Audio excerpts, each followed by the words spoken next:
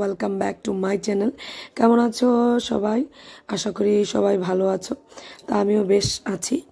তো সকালবেলার মুহূর্ত এটা দেখো, সকালে এক গ্লাস জল নিয়ে নিচ্ছি। সকালবেলার পুজো টুজো দেওয়া, আশেপাশে কাজকর্ম শেষ করে ব্রেকফাস্ট নিয়ে বসলাম। আর এদিকে রাইস কুকারটা বসিয়ে দিয়ে গেলাম বাস। আর এদিকে ডাল বসিয়ে দিয়ে গেছে আমার শাশুড়ি মা। তো রাইস কুকারের জলটা টকবক টকবক করে ফুটছে, তো দিয়ে এই যে চালটা ধুয়ে রেখেছিলাম, তো এটা দিয়ে দিচ্ছি। বাস রাইসটা একদম আপন মনে হয়ে যাবে, কোনো প্রবলেম হবে না, এসে এসে নাড়তে হবে না বা ফ্যানও ঝরাতে হবে না, তো হয়ে যাবে। তো আজকে নিরামিষ রান্না করব আমরা। তো নিরামিষ যেহেতু রান্না করব, তো একটু আমার শাশুড়িমা বললো একটু বুটের ডাল না মটর ডাল জানি এটা একটু ভিজিয়ে রেখে দাও, তো ডালের বড়া করব। তো ওটাকেই ভিজিয়ে নিচ্ছি। দেখো অনেকদিন আগে নিয়ে এসেছিলাম, তো এই পলিথিন ব্যাগটার মধ্যেই ছিল, আর আলাদা কোনো ডিবিতে বা বয়ামে রাখিনি, আমি মনেও নেই সত্যি কথা। আর তো এটাকেই খুঁজে বার করলাম, বার করে দেখি মোটামুটি অনেকখানি আছে। তো এগুলোকে বাস একটা বাটির মধ্যে ঢেলে জল দিয়ে বাস ধুয়ে ভালোভাবে ভিজিয়ে রেখে দেবো। কিছুক্ষণ পরে এসে দেখবো বাস যদি একটু সফট হয়ে আসে, মিক্সারে পেস্ট করে নেবো। ডালের বড়া করবো যেহেতু, তো এটা মিক্সারে পেস্ট করে নেবো। আর আজকে রান্নাটা আমি আর আমার শাশুড়ি মা দুজনে মিলেই করেছিলাম, কারণ আমার কিছু অন্য কাজ ছিল, ওই যে কাপড় চোপড় ধোয়া, ঘরদোর পরিষ্কার করানো। তবু বেশিরভাগ টাইমটা আমি রান্নাঘরে দেওয়ারই চেষ্টা করেছি অন্য কাজগুলি থেকেও। তো এই যে দেখো আলু বসিয়ে দিচ্ছি, পটল দিয়ে রান্না করা হবে। আলুটাকে কেটে দিয়েছেন উনি, তো এটাকে সেদ্ধ বসিয়ে দিয়ে দিলাম। আর এদিকে দেখতে পাচ্ছ এই যে পটল কেটে নেওয়া হয়েছে, আর কাঁকরোল কেটে নিচ্ছে। কাঁকরোল আলু ভাজা করব, আর পটলটা দিয়ে ওই যে দেখতে পাচ্ছ আলুটা দিয়ে, ওটা দিয়ে বাস একটা তরকারি হয়ে যাবে, এরকম একটা ডালনার মতন হয়ে যাবে। তো প্রতিদিন আমাদের কাজকর্মের মধ্যে একঘেয়েমি আসে যায় সত্যি আমাদের। তো এই কাজগুলিকে যদি আমরা একটু ভালোবাসার সহিত করি, তাহলে তেমনটা হয় না।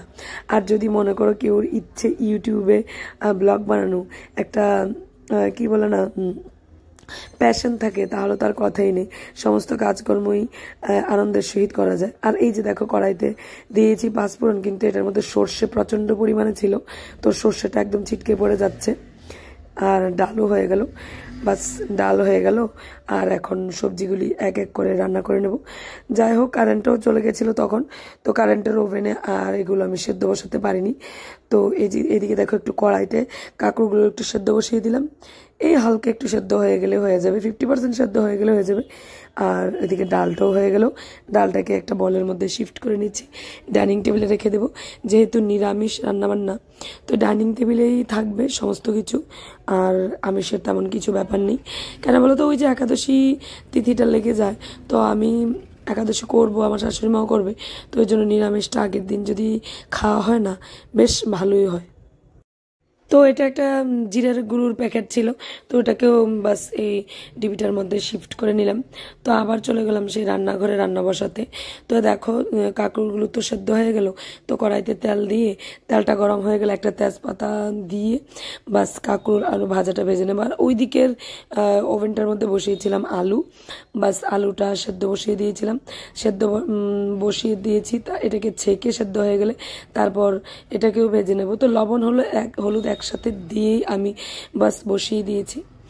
আর আজকে না প্রচণ্ড গরম লাগছে সত্যি। আর কয়েকদিন ধরে না রোদ্র উঠছে না, ঠিক আছে, কিন্তু একটা গরম ভ্যাপসা একটা গরম পড়ছে, কিছুতেই শান্তি লাগছে না। ঘরে ফ্যানের হাওয়াটাও ভাল লাগছে না, গরম লাগছে। আর ঘেমে তো একদম কি বলবো, মানে সাংঘাতিক অবস্থা। আর এই যে দেখো আলুগুলো হয়ে গেছে, তো এগুলোকে ছেঁকে নিলাম। আর এগুলোকে একটু ঠান্ডা জল দিয়ে ঠান্ডা করে নেব, নয়তো একদম কি পরিমাণ ব্যাপারটা উঠছে, হাতের মধ্যে একদম হিট লাগে। তো যা বলছিলাম ওয়েদারের কথা, তো বৃষ্টি কেন জানি আসছে না, আমি একদম বুঝতে পারছি না। আগরতলাতেও তো বৃষ্টি হয়েছে, আমাদের এদিকে কেন জানি বৃষ্টি হচ্ছে না। বৃষ্টি হলেও এই যে একটু পুষ্পবৃষ্টি এরকমই একটু আধটু হয়, কিন্তু ভালোভাবে বৃষ্টিতে একদম ঝমঝমিয়ে একটা বৃষ্টি আছে না, যেটা একদম নামলে চারিদিক একদম ঠান্ডা হয়ে যায়, প্রশান্তির ছোঁয়া লেগে যায়, তো ওটাই হচ্ছে না, বুঝতে পারছি না কেন। যাই হোক দেখো দিয়ে দিলাম কড়াইতে আলুগুলি। তো তেলটা গরম হয়ে গেছে যেহেতু, আলুগুলি দিয়ে দিলাম। ওই দিকের কড়াইতে আমি কাঁকরোলগুলো ভেজে নিচ্ছি, আর এই দিকের কড়াইতে আমি আলুগুলো ভেজে নিচ্ছি। আর আজকে সোমবার, আবার ঈদ, তো তো স্কুল বন্ধ, মাধবনের স্কুল বন্ধ, সোনাইয়ের স্কুল বন্ধ। তো মাধবনও যাবে না স্কুলে, সোনাইয়ের তো তেমনটা কোনো ব্যাপার নেই। সোনাই তো বাড়িতে থাকলে তেমন কোনো দুষ্টুমি করে না, অসুবিধা হয় না। কিন্তু মাধবন বাড়িতে থাকলে আমার কাজকর্মের প্রচণ্ড প্রবলেম হয়, তো করতে পারি না আর কি কাজকর্ম। তো মাধবনের জন্য ওই একটা না একটা প্রবলেম ক্রিয়েট করে ফেলে। তো এজন্য ভাবছি ওইদিকে আলু কাঁকড়োর ভাজাটাকে সেরে তারপর চলে যাবো মাধবনকে স্নান করানোর জন্য। স্নান করিয়ে বাস একবারে সকালের বেলার ভাতটা খাইয়ে নেব। আর এই যে সকালবেলা আজকে আমাদের ব্রেকফাস্ট ছিল এই দইয়ের ঘোল, আমার শাশুড়িমা বানিয়েছে বেশি করে লেবু দিয়ে, আর দইটা ছিল মিষ্টি দই, তো চিনি লাগেনি, লবণ দিয়ে। আর এটা হলো মাধবনের ভাত, স্নান করে নিয়েছি। আর এটা হলো সোনাইয়ের ব্রেকফাস্ট। ওকে ইদানিং সকালবেলা ভাত দিচ্ছি না, কারণ স্কুল থেকে মিড ডে মিলটা খেয়ে আসে, তো আসলে এবার আমি একটু ফল দিই। আর যদি স্কুলে না যায় তো ঘুম থেকে উঠতে উঠতে অনেকটা দেরি হয়ে যায়, তো এই জন্য দিই না আমি। আর এই যে মটর ডাল না বুটের ডালের বড়া, আর এগুলো হলো পটল আর আলুগুলো যেগুলো ভেজে রাখা হয়েছে, আর তরকারিটা রান্না করে নেওয়া হবে। তবে হ্যাঁ, আরেকটা সুন্দর জিনিস রান্না করা হচ্ছে আমাদের, এই যে পাতলা করে একটা টক, এটার মধ্যে একটা পাকা আম, একটা ডালের বড়া, কয়েকটা ডালের বড়া আর তেঁতুল দিয়ে করেছে। এই যে দেখতে পাচ্ছ, দারুণ দারুণ দারুণ, কি বলবো, একদম দারুণ হয়েছে। তো তোমাদের সাথে আর রান্নাবান্নাটা শেয়ার করিনি, আমি চলে গেছিলাম। আর মাঝখান দিয়ে যা রান্না করা হয়েছিল ওটার জন্য আমি শ্যুট করতে ভুলে গেছি। তো যাই হোক, ভাবলাম অন্য কিছু তোমাদেরকে আজকে একটু শেয়ার করি। তো কাপড় চোপড় যেগুলো ধোয়া হয়ে গেছে এগুলো ছাদে মেলতে চলে গেছি। আর ছাদে গিয়ে দেখি ছাদের গাছপালাগুলো না একদম কি যেন হয়ে আছে। বলো তো কি, আমি কয়েকদিন ধরে বৃষ্টি হবে হবে ভেবে দুদিন আমি জল দিইনি ছাদে গাছগুলোতে, তো গাছগুলো না একদম মাথা নুয়ে গেল। তো দেখে খুব কষ্ট লাগছিল, প্রচণ্ড কষ্ট লাগছিল সত্যি, কারণ আমি তো সবসময় এগুলোকে জল দিই। তো আমি তো ভাবছি বৃষ্টি আসবে, আর আমি দেখছি যে সানলাইটটা তেমনভাবে পড়ছে না, কিন্তু তেমন একটা হিট নেই রোদ্রের, কিন্তু তবু যে গাছগুলি এরকম হয়ে যাবে বুঝতে পারিনি। তো প্রচণ্ড কষ্ট লাগছিল সত্যি। এগুলো আমার খুব শখের গাছ, এগুলো থেকে প্রত্যেক দিন প্রভুর ফুল নেওয়া হয়, তুলসী পাতা নেওয়া হয়, বেলপাতা নেওয়া হয়, দূর্বা নেওয়া হয়। তো ভাবছি এগুলোকে আজকে বিকেলবেলা অবশ্যই অবশ্যই জল দেবো। তো দেখো ছাদে কাপড় মেলে দিয়ে চলে এসেছি রান্নাঘরে, বাসন কুসন যা ছিল তো এগুলোকে পরিষ্কার করে নেব। তো পরিষ্কার করে নিলে মনে করো রান্নাঘরটাকে আরেকটু পরিষ্কার করে নেওয়া যাবে তাড়াতাড়ি করে। আর রান্না করার পর রান্নাঘরটাকে যদি ক্লিন না করি তাহলে ভাল লাগে না।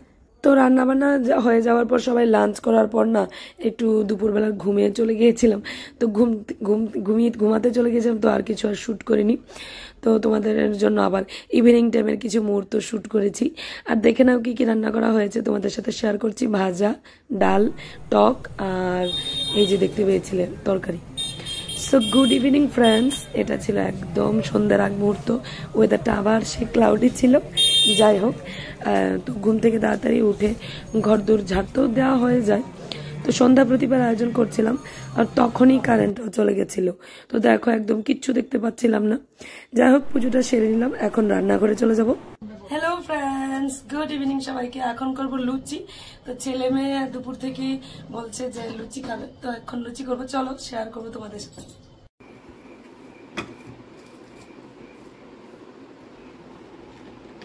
তো শাশুড়ি মা লুচিগুলি মেখে দিয়েছিলেন, সরি আটা দিয়ে এটা মেখে দিয়েছিলাম। আর লুচিগুলি ছিল আটার লুচি, সত্যি ময়দা দিয়ে করিনি আমরা। তো আমার শাশুড়ি মা বললো চলো এভাবেই করে দিই, আটা দিয়ে করে দিই। তো দেখো আমি দুটো লুচি ভেজে নিচ্ছি। মাধব তো আবার টিচার বাড়িতে চলে যাবো, তো ভাবলাম ওকে একটা লুচি ভেজে দিই।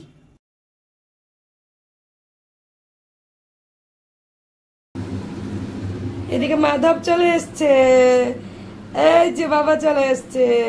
কি খাবে বাবা? লুচি না নুচি। তো এটা ছিল সোমের জন্য একটু ম্যাগি করে নিয়েছি। আর সোনাই বলছে এটার মধ্যে পিচকু সস দিয়ে দেবে। তো সবাইকে দিয়ে আমি বসে গেছি, আমি একটু লুচি আর চা খেয়ে নিচ্ছি, আর আমার শাশুড়ি মার সাথে কথা বলছিলাম। তো সবকিছু মিলিয়ে আজকের ব্লগটা আশা করি তোমাদের ভালো লাগবে। যদি ভালো লাগে থাকে তাহলে প্লিজ লাইক করো, কমেন্টস করো, শেয়ার করো, আর প্লিজ প্লিজ প্লিজ সাবস্ক্রাইব করো। প্রত্যেক দিন বলে দিচ্ছি, আর বলবো না তোমাদেরকে, আর কত বলবো। তোমরা প্লিজ আমার চ্যানেলটিকে সাবস্ক্রাইব করো আর আমাকে সাপোর্ট করো। তোমাদের সাপোর্ট ছাড়া আমি এগোতে পারবো না। তো টিল দেন বাই বাই, সবাই ভালো থাকবে, সুস্থ থাকবে।